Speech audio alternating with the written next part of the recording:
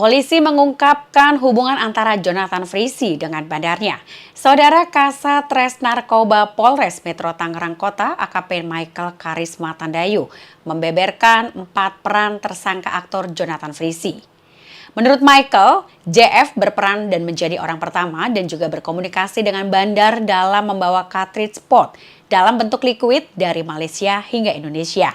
Selain itu, Jonathan juga orang yang menyediakan kurir, mempersiapkan monitor hingga vape yang mengandung obat keras hingga sampai ke Indonesia. Kapolresta Bandara Soekarno-Hatta Kombes Ronald juga mengungkapkan Jonathan membuat grup khusus untuk berkoordinasi.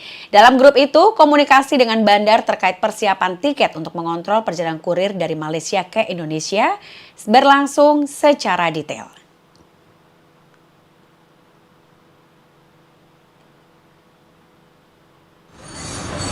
Adapun untuk peran-peran yang dari 4 orang ini adalah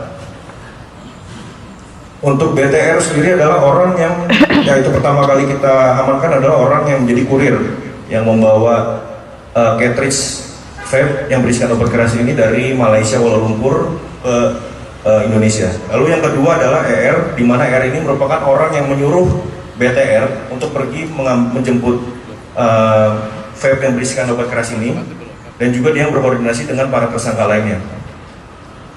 Lalu ada saudara EDS. EDS ini merupakan seseorang yang seperti saya jelaskan tadi, dia adalah yang memang menyambung ke banyak bandar di Thailand dan Malaysia.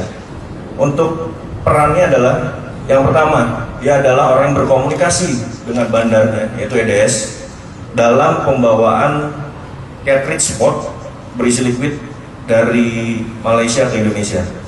Yang kedua, dia juga yang menyediakan kurir untuk menjemput cartridge pot berisi liquid yang mengandung etomidate. Yang ketiga, dia adalah orang yang mempersiapkan dari awal, memonitor dan memfasilitasi penjemputan cartridge pot berisi liquid yang mengandung etomidate. Lalu yang keempat, apabila memang berjalan lancar, dari 100 pot yang memang seharusnya bisa lolos, di mana akhirnya hanya 50 yang lolos, dari 100 pot yang memang harusnya lolos, itu sesuai perjanjian dengan saudara EDS, itu 40 cartridge potnya harusnya menjadi milik dari saudara JF. Jadi pengungkapan ini kan kita dapati di tanggal 13 Maret. 13 Maret itu adalah penyerahan perkara dari Bea Cukai pada kita.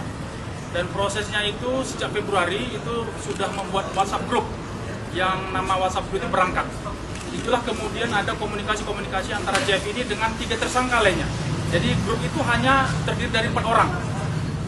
Di dalam grup itu ada komunikasi-komunikasi, termasuk tadi berkomunikasi dengan EDS, kemudian membelikan tiket, kemudian menyiapkan hotel, kemudian mengontrol, mengawasi untuk perjalanan dari Malaysia ke Jakarta. Ya, sampai saat ini kita masih melakukan pendalaman.